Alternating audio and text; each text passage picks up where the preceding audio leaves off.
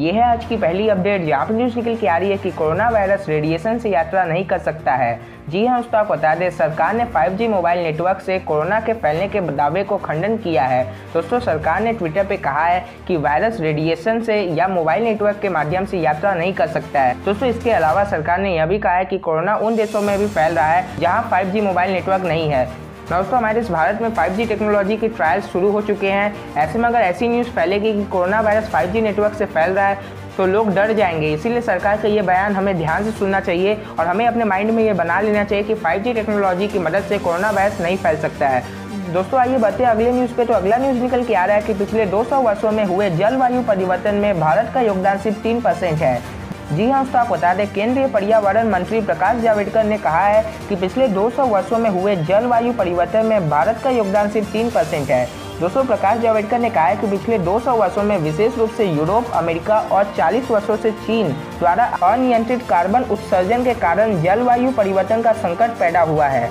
दोस्तों इसी के साथ उन्होंने कहा है कि पेरिस समझौते के तहत अमीर देशों ने विकासशील देशों को जलवायु परिवर्तन से निपटने में मदद के लिए हर साल 100 अरब अमेरिकी डॉलर देने का वादा किया था, लेकिन पिछले 11 वर्षों में कुछ नहीं आया है। दोस्तों अगर हम इन्वायरमेंट को प्रोटेक्ट नहीं करेंगे तो हमें रहना यहाँ पे मुश्किल हो जाएगा। तो हमारा पहला मकसद होना चाहिए कि हम अपने इन्वायरमेंट को सही करें।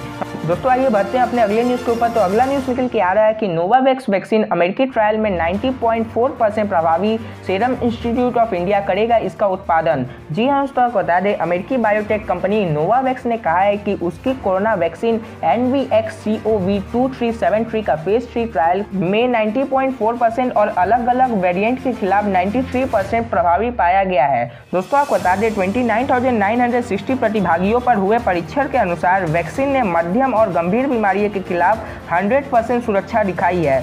दोस्तों हमारे लिए अच्छी बात यह है कि सीरम इंस्टीट्यूट ऑफ इंडिया ने इसका उत्पादन के लिए सहमति दी है। दोस्तों अगर ये वैक्सीन हमारे देश में आएगी तो ये बात तो साफ है, तो हमारे देश को कोरोना वायरस के खिलाफ लड़ने का एक और हथियार मिल जाएगा। दोस्तों ये काफ़ी अच्छी न्यूज़ है। आइए बढ़ते हैं अगले न्यूज़ के ऊपर। तो अगला न्यूज़ निकल के आ रहा है कि कोरोना के बीच प्लेटफॉर्म टिकट बिक्री से रेलवे की कमाई में हुई 94% की गिरावट।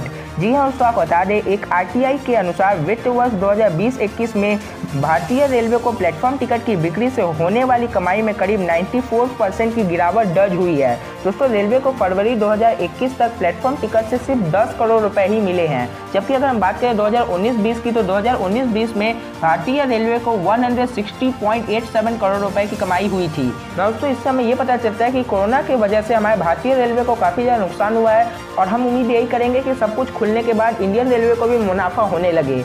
दोस्तों आइए बढ़ते हैं अपने अगले न्यूज़ के ऊपर। तो अगला न्यूज़ काफ़ी अच्छा है हमारे लिए। अगला न्यूज़ निकल के आ रहा है कि 135 भारतीय शांति सैनिक दक्षिण सूडान में उत्कृष्ट सेवा के लिए यूनाइटेड नेशन मेडल से हुए सम्मानित। जी हाँ दोस्तों, आपको बता दें भारत के 135 पीस कीपर्स यानी शांति सैनिक को दक्षिण सूडान में उनके उत्कृष्ट सेवा के लिए संयुक्त राष्ट्र पदक से सम्मानित किया गया है।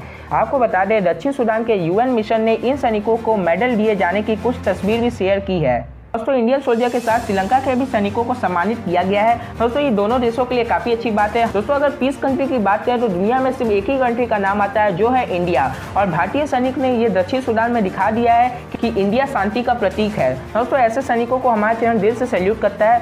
दोस्तों आपको न्यूज़ के ऊपर क्या कहना है कमेंट करके जरूर बताइएगा, और अगर आप ऐसे न्यूज़ देखना चाहते हैं तो हमारे चैनल को भी सब्सक्राइब कीजिए। जय हिंद, जय भारत।